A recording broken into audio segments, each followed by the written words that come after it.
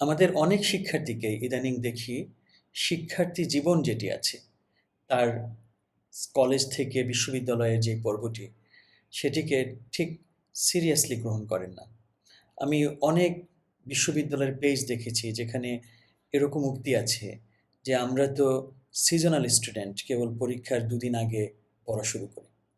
নানান রকম মিম তৈরি হচ্ছে শিক্ষার্থী জীবন ঘিরে, যেখানে পড়াশোনাটাকে এখন আর ঠিক কুল হিসেবে দেখানো হচ্ছে না।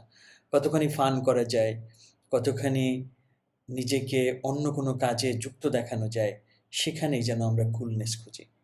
কিন্তু আমরা যদি একটু খেয়াল করি তাহলে বুঝবো আমাদের যে শিক্ষার্থী জীবন, এই যে কলেজ থেকে বিশ্ববিদ্যালয় পর্যন্ত যে সময়টুকু আমরা অতিক্রম করি, এই সময়টুকু এত এক্সক্লুসিভ, এত মূল্যবান এবং এতটাই ইউনিক, যেটি আসলে আমাদের জীবনের অন্য পর্বের সাথে মিলে না। আপনি চাইলে যখন কর্মজীবনে প্রবেশ করবেন, আপনি এক কর্মক্ষেত্র থেকে আরেক কর্মক্ষেত্রে মুভ করতে পারেন। আপনি একই চাকরি একাধিকবার করার চেষ্টা করতে পারেন। ব্যবসায় যদি আপনি যুক্ত হন, তাহলে এক ব্যবসা ক্ষেত্র থেকে আরেক ব্যবসা ক্ষেত্রে যেতে পারেন। একই ব্যবসায় আপনি একাধিকবার চেষ্টা করতে পারেন। কিন্তু এই যে শিক্ষার্থী জীবন যেটা, সেটি কিন্তু আপনি চাইলেই ২ বার, ৩ বার, ৪ বার করতে পারবেন না। আপনি আপনার এইচএসসি পরীক্ষা যেটা, সেটি চাইলেই আপনি অনেকবার দিতে পারবেন না। একটি নির্দিষ্ট সময় আছে, যে সময়ের ভেতরে আপনাকে এটা অতিক্রম করতে হবে। আপনি বিশ্ববিদ্যালয়ে যখন পড়াশোনা করেন, সেখানেও আপনাকে একটা, এই যে ৫ থেকে ৬ বছরের যে সময়টুকু আপনার জন্য নির্ধারণ করা হয়, এর ভেতরেই আশা করা হয় যে আপনি আপনার জীবনের সেরাটুকু দিবেন, সেরাটুকু অর্জন করবেন। এবং এই যে ৬ থেকে ৮ বছর সময়, যেটা আমি যদি শুধু কলেজ লেভেল থেকে বিশ্ববিদ্যালয় পর্যন্ত চিন্তা করি, তাহলে এই যে ৮ বছরের একটা উইন্ডো, এই উইন্ডোটা অত্যন্ত ইউনিক এবং অত্যন্ত এক্সক্লুসিভ। এই সময়টাকে আমাদের সবচেয়ে বেশি যেই বিষয়টাতে গুরুত্ব দিয়ে দেখতে হবে, সেটি হচ্ছে আমাদের পড়াশোনা করা।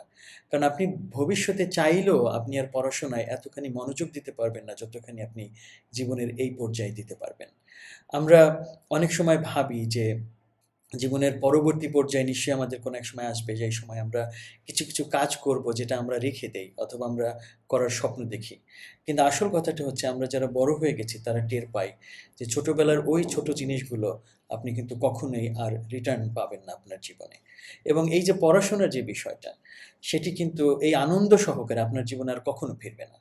অথবা এখন যতখানি আপনি রিল্যাক্স একটা পরিবেশ পান, অথবা যতখানি প্রত্যাশা করে আপনাকে আপনার পরিবার, আপনার বন্ধুমহল, আপনার শিক্ষকগণ, যে আপনি এখন পুরো ফোকাস দিয়ে শুধু পড়াশোনায় ব্যপ্ত থাকবেন, এটি কিন্তু আপনার জীবনের পরবর্তী পর্যায়ে আর কখনো হবে না। আপনি ৫০ বছর বয়সে যদি আপনি আবার কলেজ শুরু করতে চান, বিশ্ববিদ্যালয়ে আপনার প্রিয় কোনো বিষয় আবার পড়তে চান, সেটি কিন্তু আপনি করতে পারবেন।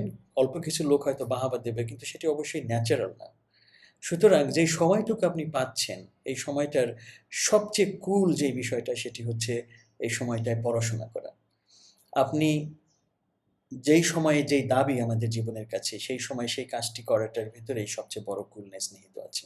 সুতরাং সেই অর্থে বিশ্ববিদ্যালয়ে যারা পড়াশোনা করছেন, কলেজে যারা পড়াশোনা করছেন, আপনাদের সবচেয়ে গুরুত্বপূর্ণ কাজ হবে সবচেয়ে বেশি পড়াশোনা করা এই সময়টায়।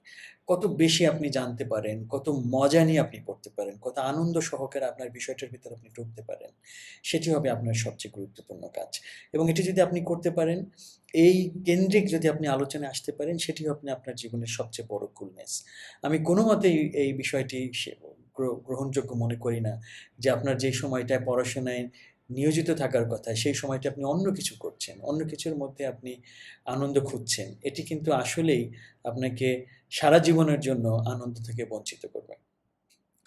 এটি স্বতঃসিদ্ধ যে শিক্ষা জীবনে যে সবচেয়ে ভালোভাবে শিক্ষার পিছনে সময় ব্যয় করেছে, তার পরবর্তী জীবনটা অবশ্যই তুলনামূলকভাবে সহজ হবে। আমাদের পৃথিবীতে জীবনটা সবার জন্যই কঠিন। আপনি এটা ভাববেন না যে, যে অনেক বেশি পড়াশোনা করে, অনেক ভালো ফলাফল করে, তার জন্য বুঝি সবকিছু সহজ হয়ে যাবে, সেটি না।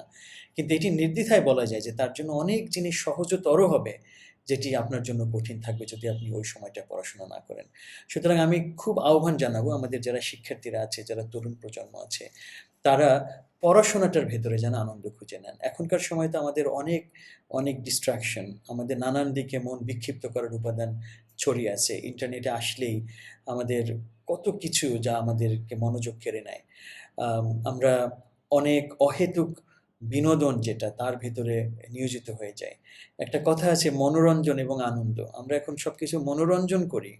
আমাদের মনের সাময়িক আনন্দ খুঁজি। কিন্তু আমাদের যে দীর্ঘস্থায়ী যে হ্যাপিনেস বা সুখ, সেটার পেছনে আমাদের যে ইনভেস্টমেন্ট সেটি হচ্ছে পড়াশোনা করা। সুতরাং যারা শিক্ষার্থী আছে তাদের কাছে আমার আহ্বান থাকবে যে কুলনেস দেখাও কিন্তু সেটি পড়াশোনার ভেতর দিয়ে দেখাও। যারা অভিভাবক আছেন এই ভিডিওটি দেখছেন তাদের কাছে আহ্বান থাকবে আপনার সন্তানটিকে পড়াশোনাতেই সবচেয়ে বেশি উৎসাহিত করুন। অন্য যে কাজগুলো সে করতে চায় সেখানে তাকে আমি বলছি না যে একেবারে সব কাজ থেকে বের করে আনেন। কিন্তু সেটি যদি কনস্ট্রাকটিভ না হয়, গঠনমূলক না হয়, তাহলে কিন্তু সেটি তার এই যে এখনকার যে সময়, সেই সময়ের দাবি পূরণ করছে না। সুতরাং অভিভাবক হিসেবে আমাদের প্রত্যেকের দায়িত্ব আছে আমাদের সন্তানদেরকে এই শিক্ষার্থী জীবনটায় যাতে সে আনন্দ সহকারে পড়াশোনা করতে পারে, সেই দিকটায় সহযোগিতা করা। আর শিক্ষার্থীদের সবচেয়ে বড় দায়িত্ব হচ্ছে আনন্দ খুঁজে নিয়ে তারপর পড়াশোনার ভেতরে নিজেকে নিয়োজিত রাখা। আর পড়াশোনাটাই হোক শিক্ষার্থী জীবনের সবচেয়ে বড় কুল এক্সপেরিমেন্টস।